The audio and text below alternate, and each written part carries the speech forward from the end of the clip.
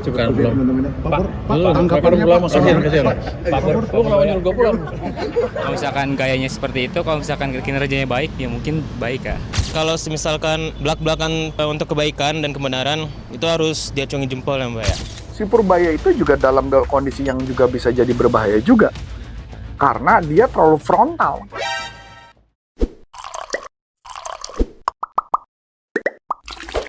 Publik lebih cepat jatuh hati dengan gaya bahasa Purbaya yang blak-blakan ketimbang dengan Sri Mulyani yang lebih hati-hati.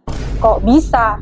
Simak video ini. Halo Coach. Oke. Gini Coach. Coach tahu yang lagi ramai publik tuh lagi ngebandingin Sri Mulyani sama Purbaya. Di mana Sri Mulyani berhenti dan digantikan oleh Purbaya. Nah, kalau misalkan saya lihat dari konten-konten akhir-akhir ini sama komentarnya, itu ada yang lebih suka dengan gaya bahasa Purbaya, ada yang lebih suka dengan Sri Mulyani, Coach. Nah, kalau misalnya dari sudut pandang NLP nih, Coach, apakah sepengaruh itu kayak gaya belak-belakan sama yang lebih hati-hati berdasarkan data gitu, Coach? Sebenarnya kalau di dalam sudut NLP tidak ada yang benar dan tidak ada yang salah.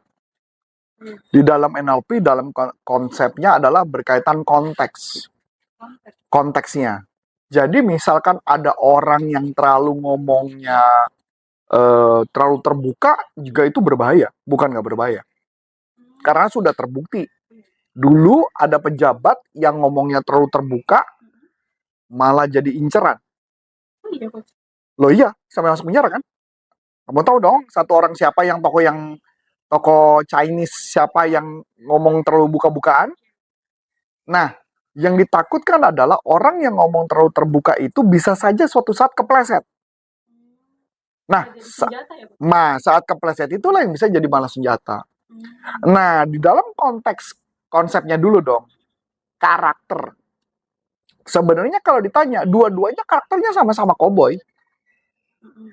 Koboi jelas, dia juga matang, gue koboi kok. Gue mau preman gayanya. Apa bedanya?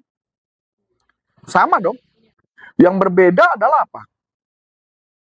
Yang satu berani ngomong sampai ke unsur-unsur yang terlalu dalam, yang dimana itu bukan ranahnya dia tapi dia berbicara. Ada satu yang per hari kita belum tahu nih apa yang bakal terjadi. Pertanyaan menarik. Apakah Pak Purbaya tersebut itu juga tidak berbahaya?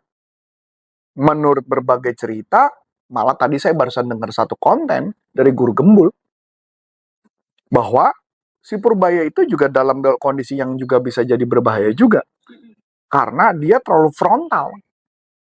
Iya. Nah, jadi makanya balik lagi, tidak ada yang bisa kita mengatakan segala sesuatu itu baik atau buruk.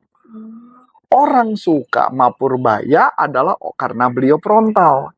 Dia to the point, dananya masuk, kemudian dia melakukan gerakan-gerakan, gebrakan dan sebagainya, itu sah-sah saja. Cara komunikasinya dia model itu sah-sah saja. Tapi ada nggak bakal jadi musuhnya dia? Banyak pasti. Iya, pasti. Iya dong, makanya maksud saya gitu. Jadi apakah bisa dikatakan itu bagus? Per hari ini mungkin saya ngomong bisa bilang bagus, karena dia lagi dipuji-puji. Tapi suatu saat, ketika dia kepleset, maka akan jadi problem. Iya. Pertanyaan saya sederhana. Orang yang terlalu frontal kemungkinan kepleset tinggi loh. Karena ceplos-ceplos itu. Karena ceplos-ceplos. Apa aja yang dipikirannya dia, apa aja yang terjadi yang dia lihat, pasti langsung dia lontarkan, dia ucapkan ya. Timothy Ronald? Mau ceplos-ceplos kan? Iya. Pertama disukai kan? Iya. Lama-lama kepleset kan? Iya. Masalah waktu. Oh iya juga sih. Iya benar banget. Kalau saya secara pribadi kalau ditanya, mendingan kayak Sri Mulyani. Yang ngomongnya serba hati-hati. Karena gayanya Sri Mulyani juga bukan gaya koboi. Karena dia tahu kalau gaya koboi bakal apa yang terjadi. Anda tahu nggak katanya di Departemen Keuangan sekarang pada heboh. Hebohnya kenapa? Dia bilang karena beberapa kepala-kepalanya bakal digantikan. Karena mereka takut. Nah itu makanya karena terkoboi gitu loh. Jadi mereka semua merasa terancam. Lah kalau seandainya mereka semua terancam apa yang bakal terjadi? Nah pertanyaannya apakah Pak Purbaya akan makin besar atau enggak? Kan tergantung dong. Apakah Pak Prabowo-nya support dia atau enggak? Nah kan apapun yang kamu lakukan tergantung bosmu dong. Nah kalau bosmu suka sama kamu kan kamu aman. Tapi kalau bosmu juga dibisik-bisikin sama orang dan kemudian kena, ya kan bisa cerita berbeda dong. Mendingan Sri Mulyani aman. Jadi tidak ada bahasa yang baik atau buruk, tidak ada. Yang ada berguna atau tidak. Makanya balik lagi saya bilang, dulu orang-orang yang saya tahu, misalkan kayak contoh, Ahmad Sahroni, menurut saya dulu mah tidak pernah ada kata-kata yang kepleset. Sampai satu titik dia kepleset. Nggak maksud saya. Orang apapun dulu awalnya juga kayaknya bagus-bagus aja, sampai akhirnya kepleset gitu loh. Nah, sama aja kayak Deddy Corbuzier kemarin diledekin, katanya lu bela-belain MBG kemarin kena desak, lu minta maaf nggak? Minta maaf kan kemarin di podcast. Bukan minta maaf karena apanya, tapi minta maaf karena kalau orang milih-milih makanan itu jadi masalah kan. Tapi kalimat MBG-nya, kalimat yang itu menyakiti hati kata orang karena kalimat PA itu makanya dia salahkan kan gitu loh maksudnya. Jadi maksudnya segala sesuatu tuh bener atau salah tuh tergantung dari kondisi. Jadi sudah memang nanti baik-baik. Kalau kamu mau nanya sama saya, kita bicara mengenai meta programnya si Purbaya, kita bisa kupas. Cara dia mau berbicara bisa kita kupas. Cara linguistiknya dia bisa kita kupas. Cara dia menghadapi masalah bisa dia kupas. Contoh yang paling kita kupas yang sederhana deh. Waktu anaknya sempat ngomong kejeblos, yang dia bilang, bapak gue bisa menggusur agen CIA. Tahu nggak caranya dia apa? Saya juga kaget sih caranya dia. Menurut saya cukup bagus. Kalau itu mungkin anak-anak orang, kalau itu orang lain mungkin beda jawabannya. Tahu nggak jawabannya Pak Purbaya? Apa itu, Kak? Bapak, gimana pandangan bapak tuh mengenai anak bapak? Itu anak kecil. Gak usah didengerin omongannya. Omongannya ngaco semua. Jangan didengerin. Dengerin bapaknya. Selesai. Omongan anak kecil gak usah didengar. Ya, dia emang belum ngerti apa-apa. Anak kecil. Tapi pertanyaannya, di rumah apa yakin tuh anaknya nggak sakit hati itu? Makanya maksud saya gitu loh. Kok bisa ya? Tapi kan cara itu menyelamatkan dia kan? Dia kan memframing. Dia masih kecil. Dia nggak ngerti apa-apa. Udahlah, fokusnya sama gue. Itu kan teknik NLP, framing. Dan nggak banyak tanya lagi. Dia nggak banyak tanya lagi. Dan dia tipe orang ketika berbicara, dia nembak langsung loh. Nembak ke yang diajak bicara itu. Atau yang mendampingi dia. Dana akan kami kucurkan 200 triliun kepada bank-bank. Udah dikucurin belum?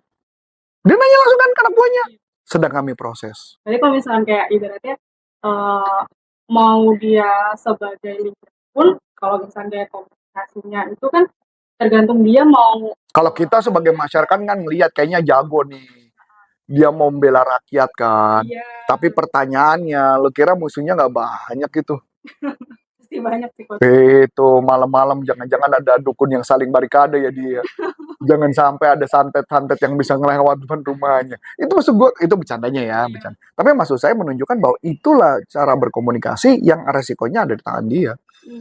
Kalau dulu kan ada yang pejabat dulu yang sempat masuk penjara kan ngomong apa? Oh nggak apa-apa, gue mau dibunuh pun juga kan ngomong gitu padahal sama. Ya apa bedanya main? Nggak ada beda. Lu kira musuhnya nggak banyak? Lu kira ini juga musuhnya nggak banyak? Banyak kan? Iya, sampai dijatuhin sama satu komunitas muslim terbesar di Indonesia. Saya mengajarkan segala sesuatu di luar sana adalah kalau kita mau sukses, kita harus bertanggung jawab atas hidup kita. Kita bertanggung jawab 100%, apa yang bisa kita lakukan, kita lakukan. Jangan, kalau mama nggak ada yang bisa kita andalin, kita fight sendiri. Kita harus lakukan sesuatu. AE-nya orang, kan lebih gampang gue, misalnya Adi bayar pajak, gue ngejar Adi kan lebih gampang. Dia udah tahu jelas bayar pajak. Karena gue ngejar pajak yang orang belum bayar pajak. Bisa lang-lang, belum pernah bayar, gue kejar lang-lang. Kan susah. Iya makanya maksudnya, segala komunikasi nggak bisa dibilang bagus atau buruk, nggak bisa. Kalau misalkan bagus nggak bagusnya itu nggak bisa ditentukan, tapi apakah kayak efektif nggak efektifnya apakah sama juga kok? Efektif yang nggak efektif juga nggak bisa ditentukan. Efektif nggak efektif per hari ini orang tepuk tangan. Tapi nanti kalau pada saat kejadian nanti ada masalah. Kayak contoh deh, yuk kita bahas yang lagi rame sekarang. Apa yang lagi rame? Yaimin dengan Sarah. Sahara. Yaimin itu adalah seorang nggak bisa dibilang apa ya, mungkin levelnya mungkin udah level kiai atau apa, gua nggak paham lah. Yai namanya Yaimin. Jadi Yai gitu, Yai. Nah beliau itu penghafal Al-Quran. Dan dia pengajar Al-Quran, dia pengajar luar biasa dan sebagainya. Jadi Yaimin, waktu pertama kali gue juga nonton, gue bilang nih orang, wah aneh nih orang kelakuannya. Jadi tau nggak, Dia dimarah-marahin, Yaiminnya kayak orang gila. Wah itu rame banget tuh. Dia puter ke kanan, puter ke kiri, jatuhin diri, guling-guling di lantai. Lagi gue marahin, misalnya gue marahin Lang, kamu gini. Terus Langlangnya nggak marah, dia nggak marah. Ya kamu kurang ajar, dia jatuhin diri, Lang ke kanan. Terus jatuhin diri ke kiri. Lo ngeliat Lang kayak orang gila kan? Tapi terus kemudian ketika dia mau mengajar di rumahnya, dia kumpulin anak santri di rumahnya. Ketika dikumpulin anak-anak itu, tau nggak apa yang terjadi? Sebelah setel lagu kenceng-kenceng, lagu dangdut. Ya kan keganggu dong, kayak ibaratnya kita mau ngajar di sini, di sono kita lagu dangdut kenceng-kenceng. Keganggu dong. Tahu nggak lagu nama Yaimin? Dia joget-joget di depannya. Maksudnya biar nggak terganggu. Dibikin apa? Set frame. Bahwa rumahnya Sarah mau diserbu sama mahasiswa. Kalau kayak gitu dia punya tujuan sendiri kalau gue mau dipandang seperti ini sama. Iya, itu balik lagi. Jadi kalau mungkin gayanya dia memang koboi, saya mungkin bisa bilang setuju. Tapi pengalaman saya gaya koboi dimanapun juga pasti ada yang nggak suka. Saya tahu gitu loh gimana pun. Yang kalau ditanya, kalau saya pribadi mendingan gayanya Sri Mulyani. Hati-hati berbicara. Waktu kemarin dia berbicara beban, ternyata AI, saya juga baru tahu. Jadi maksud saya, hal apapun yang jauh lebih baik menurut saya adalah Sri Mulyani lebih baik berhati-hati. Walaupun akhirnya Sri Mulyani memang tidak bisa nembak orang. Kenapa? Misalnya contoh dana serapannya nggak masuk, dananya nggak terserap. Ya, karena Sri Mulyani tahu, kalau dia ngomongnya nembak, mungkin musuhnya dia banyak. Iya, bisa kena. Wah, thank you banget nih, Coach. Buat teman-teman, kalau misalnya ada pendapat lain, bisa langsung aja tulis di kolom komentar ya.